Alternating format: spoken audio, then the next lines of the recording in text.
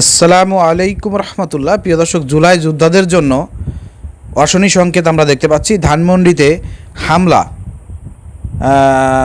ধানমন্ডির 32 নম্বরে হামলা হয়েছে। সেই হামলায় ডক্টর ইউনূস সহ হাসানাত সহ 27 জনের নামে মামলার আবেদন করেছে আওয়ামী লীগের আইনজীবীরা। প্রিয় দর্শক, এই যে নিউজগুলো আমরা দেখতে পাচ্ছি, এইগুলোর মধ্যে দিয়ে একটা বার্তা আমি আপনাদেরকে স্পষ্ট দিতে চাই, এবং আপনারা যদি আমার ভিডিওটা মনোযোগ সহকারে 2 মিনিট শোনেন তাহলে বুঝতে পারবেন যে এই বাংলাদেশের মাটিতে এই নিষিদ্ধ আওয়ামী লীগ একসময় ফিরে আসবে। কী কারণে ফিরে আসবে? সেটা আমাদের কারণে, আপনাদের কারণে, সেটা বিএনপি জামাতের কারণেই। কারণ দেখেন, জামাত শিবির কিন্তু এবং বিএনপি কিন্তু দীর্ঘ 25 বছর 20 বছর ধরে কিন্তু তারা ক্ষমতায় আসতে পারে নাই। এমন একটা প্রজন্ম তৈরি হয়েছে, তারা দেখেছে দীর্ঘ 17 বছর ধরে এই বাংলাদেশে খুনি হাসিনা কীভাবে দেশ পরিচালনা করেছে, কীভাবে মানুষের উপর নির্যাতন করেছে, কি করছে না করছে, এগুলো কিন্তু দেখছে। একটা প্রজন্ম কিন্তু 17 বছরে তৈরি হয়েছে। সেই প্রজন্মটা শুধুমাত্র আওয়ামী লীগের এই অপকর্ম দেখছে, বিএনপি জামাতের কোনো কিছুই কিন্তু দেখে নাই। আওয়ামী লীগের এই অপকর্ম দেখে দেখে তারা কিন্তু সিদ্ধান্ত নিয়েছে। লাস্টে কিন্তু তাদের সিদ্ধান্ত অনুযায়ী তারা কিন্তু আওয়ামী লীগের পতন ঘটা দিয়েছে।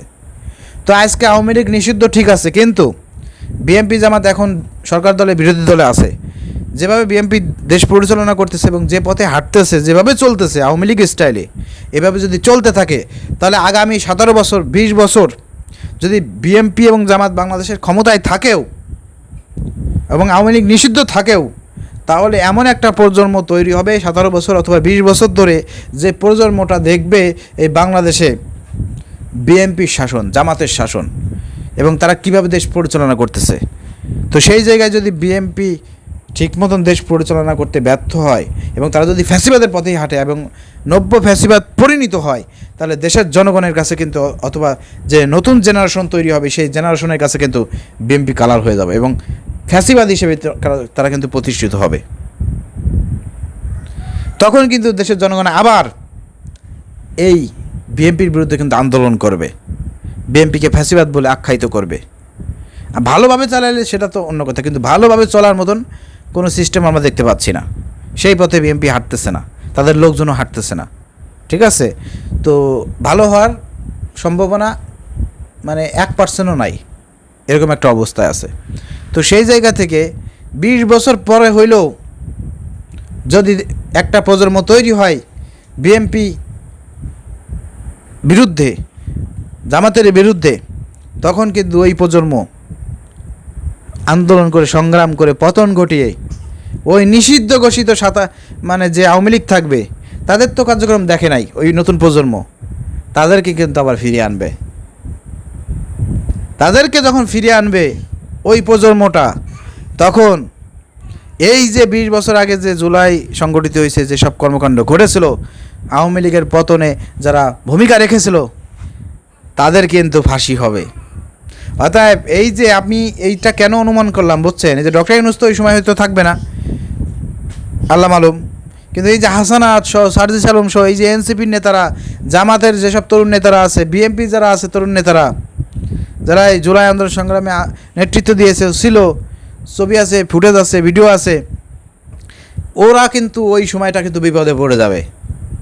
এবং আমার মনে হয় যেটা আওয়ামী লীগ এক সময় না এক সময় তারা ফিরে আসবে, কারণ দীর্ঘদিন ক্ষমতায় না থাকলে মানুষ তাদের কথা ভুলে যায়, তাদের অপকর্মও ভুলে যায়। কিন্তু যারা ক্ষমতায় থাকে, তারা যদি দেশ ঠিক মতন চালাইতে না পারে এবং তারা যদি মানুষের উপর জুলুম করে এবং ফ্যাসিবাদী কায়দায় যদি দেশ পরিচালনা করে, তখন কিন্তু একটা নতুন প্রজন্ম তৈরি হয়, তারা কিন্তু তখন আন্দোলন করে, সংগ্রাম করে এবং তাদের পতন ঘটিয়ে পূর্বে যারা নিষিদ্ধ ছিল তাদেরকে ক্ষমতায় নিয়ে আসে।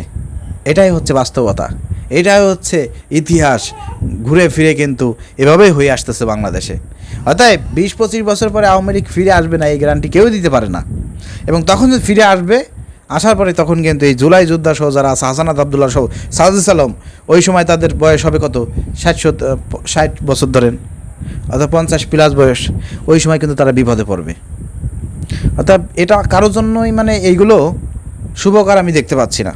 এই জন্য বলবো, আওয়ামী লীগ যাতে ফিরে না আসতে পারে, এই জন্য আপনাদের উচিত কি, আওয়ামী লীগকে নিষিদ্ধ করে কোনো লাভ হবে না, আপনাদের উচিত দেশটাকে সুন্দরভাবে পরিচালনা করা, যাতে নতুন যে প্রজন্ম তৈরি হয় তারা আপনাদের সঙ্গে থাকে, আপনাদের বিরোধী যাতে না হয়। যদি দেশ পরিচালনা ঠিক মতন না করে, মানুষের উপর জুলুম করেন, নির্যাতন করেন, হামলা মামলা করেন, আর নতুন প্রজন্ম যদি এগুলো দেখে, তাহলে কিন্তু তারা আপনাদের বিরুদ্ধে দাঁড়াবে, আন্দোলন করবে, সংগ্রাম করবে, পতন ঘটায় কিন্তু আবার সেই আওয়ামী লীগকে আবার ফিরিয়ে আনবে তারা। এটাই হচ্ছে ইতিহাস। অতএব এই যে মামলা হচ্ছে, মামলা আবেদন করা হচ্ছে, এগুলো কিন্তু এগুলোরই ইঙ্গিত, ভবিষ্যতের ইঙ্গিত কিন্তু এগুলো। অতএব কেউ রেহাই পাবেন না। 70 বছর 80 বছর হওয়ার পরেও এক একজনের ফাঁসি হতে পারে, ঠিক আছে?